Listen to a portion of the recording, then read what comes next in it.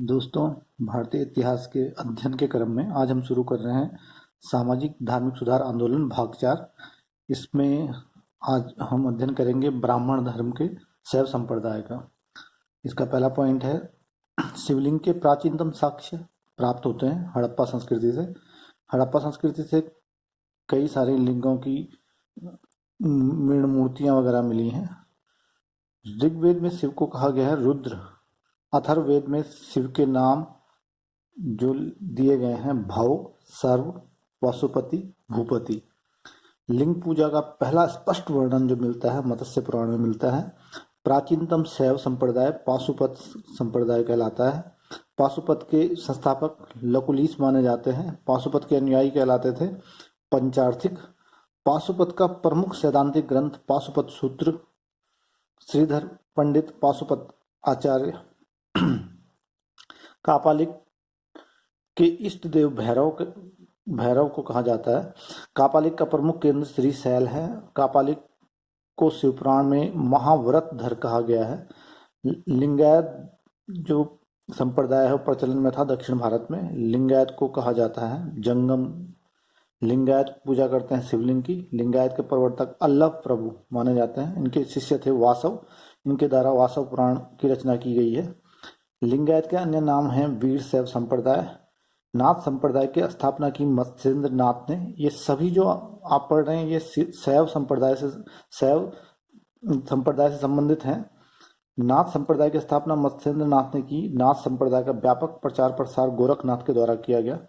दक्षिण भारत में शैव धर्म किस काल में लोकप्रिय था? चालुक्यों के काल में, राष्ट्रकूटों के काल में और पल्लव एवं चोलों के काल में शैव धर्म काफी लोकप्रिय हुआ।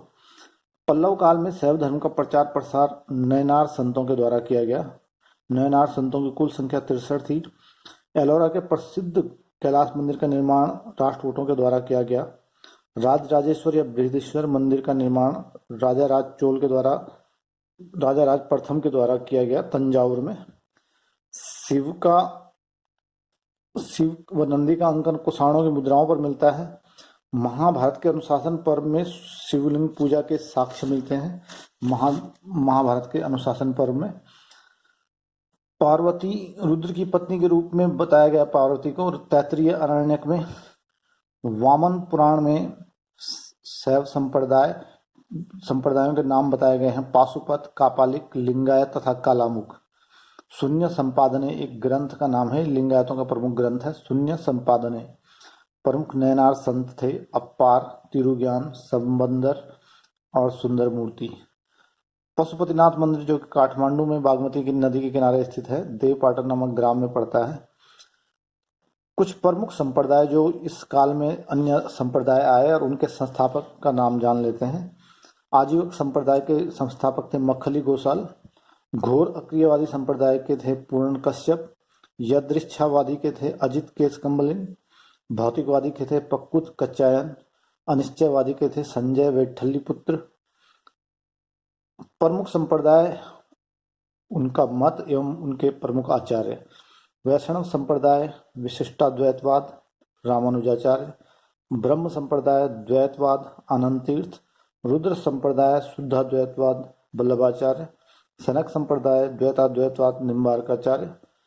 प्रमुख संप्रदाय संस्थापक तथा उनकी पुस्तक बरकरी नामदेव। श्री वैष्णव संप्रदाय रामानुज और इसकी पुस्तक है ब्रह्मसूत्र।